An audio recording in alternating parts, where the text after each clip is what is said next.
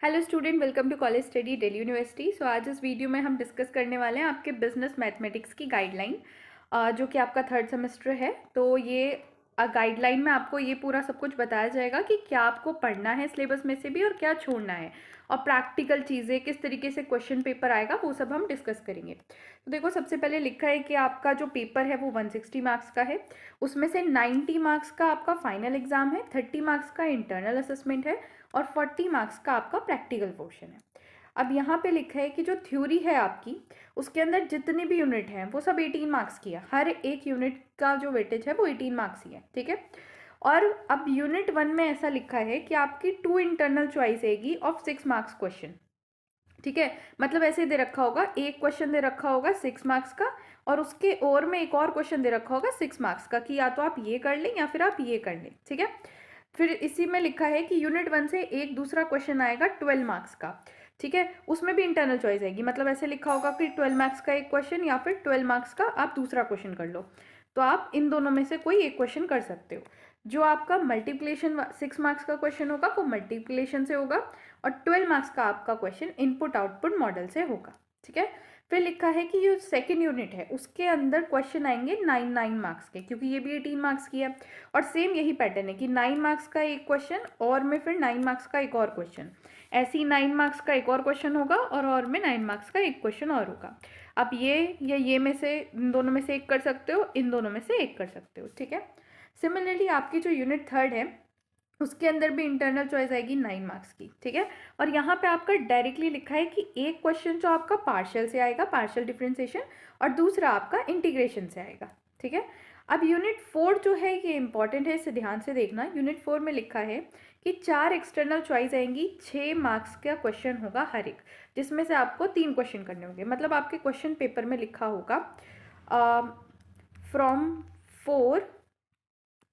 Four question do any 3। आपको 4 question दे रखे होंगे ऐसे, ठीक है। और उसमें से कोई से भी आप 3 सेलेक्ट कर सकते हो।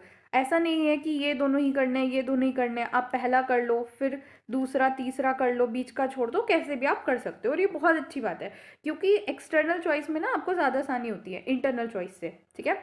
तो आपकी यूनिट 5 में क्या है कि 2 क्वेश्चन आएंगे 6 एंड 12 मार्क्स के, और उसके और में एक क्वेश्चन आएगा 18 मार्क्स का। मतलब 6 मार्क्स का एक क्वेश्चन, 12 मार्क्स का एक क्वेश्चन, और इसके और में होगा 18 मार्क्स का एक क्वेश्चन। या तो आप ये दोनों करके आएंगे या फिर ये करके आएंगे, ठीक है। इसके बाद अब क्या क्या सिलेबस प्रैक्टिकल पोर्शन यहाँ पे डिस्कस करना है मुझे। तो देखो, 14 मार्क्स का आपका 40 मार्क्स का आपका प्रैक्टिकल होगा, 10 उसमें कॉन्टिन्यूस असेसमेंट होगा, 30 मार्क्स का आपका 3 घंटे का प्रैक्टिकल एग्जामिनेशन होगा, 20 जो है वो आपका एग्जाम होगा और 10 का आपका वाइवा होगा। अब इस 20 मार्क्स में क्या आना है, तो पहले एक मैट्रिसेस का क्वेश्चन आएगा 5 नंबर का, दूसरा फिर एक सिंप्लेक्स का क्वेश्चन आएगा 5 नंबर। सिंप्लेक्स मतलब LPP आपका, ये यूनिट आपकी 5th है। मैट्रिसेस मतलब यूनिट 1 से, ठीक है।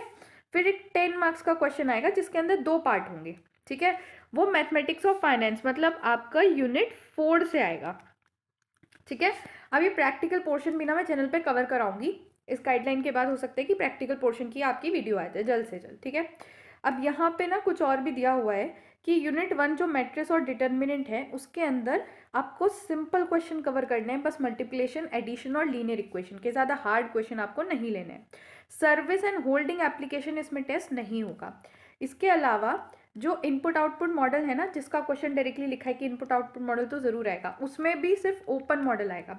मैंने आपको जितना भी कराया है सिलेबस उसके अंदर मैंने गाइडलाइन के हिसाब से ही कराया, तो मैंने क्लोज मॉडल आपको कराया ही नहीं है, मैंने सिर्फ ओपन मॉडल कराया। देन यूनिट 2 के अंदर आपका टैक्सेशन, सब्सिडी और कॉन्वेक्सिटी वो टेस्ट नहीं होगी, ठीक है, उसे मत पढ़ के जाना फालतू में।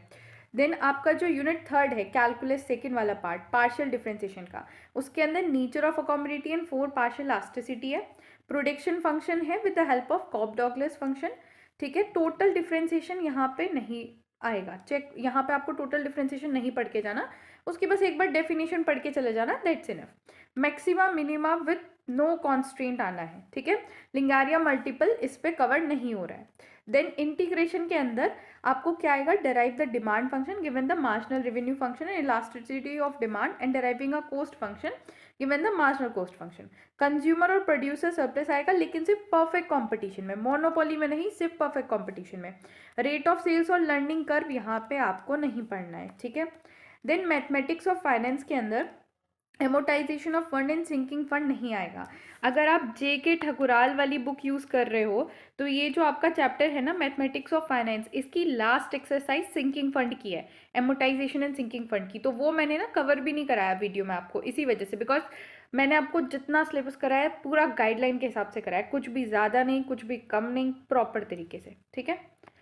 देन आपकी जो फिफ्थ यूनिट है, लीनियर प्रोग्रामिंग, उसके अंदर मैक्सिमा विद कॉन्स्ट्रेंट आना है, लेस देन और equal to be covered. Then minima with constraint, greater than और इक्वल टू आएगा। Maxima minima with mixed constraint मतलब इक्वल्स टू, ये हो सकता है कि तीनों ही कॉन्स्टेंट उसमें दे रखे हो, ठीक है। तो मैंने आपको बहुत अच्छे से वीडियो में कवर कराया है तीनों का, मिक्स्ड, ये सारी चीज़ें बहुत अच्छे से, बहुत बढ़िया से कवर कराया है। आप जाके एक बार वीडियो देखो, आपका पूरा सिलेबस बिल्कुल गाइडलाइन के हिसाब से हो जाएगा, ठीक है। और वही क्वेश्चन प्रैक्टिस करना जो क्वेश्चन मैंने वीडियो में करा रखे हैं, उसके अलावा अगर कोई टॉपिक मैंने नहीं कराया वीडियो में तो उसे प्रैक्टिस मत करना, बिकॉज मैंने टॉपिक सारे कवर किए आपके गाइडलाइन के हिसाब से। इसके अलावा 4 स्पेशल केस भी आपको कवर करने हैं, ठीक है। सो इसी के साथ मैंने पूरी गाइडलाइन आपकी डिस्कस कर ली है, प्रैक्टिकल के रिगार्डिंग सब कुछ। आई होप आप अच्छे से पढ़ रहे हो। अगर कुछ भी डाउट है अभी भी तो आप ना कमेंट सेक्शन में बता सकते हो। Thanks for watching. वीडियो को लाइक करो, चैनल को सब्सक्राइब करो और बने रहो चैनल पे।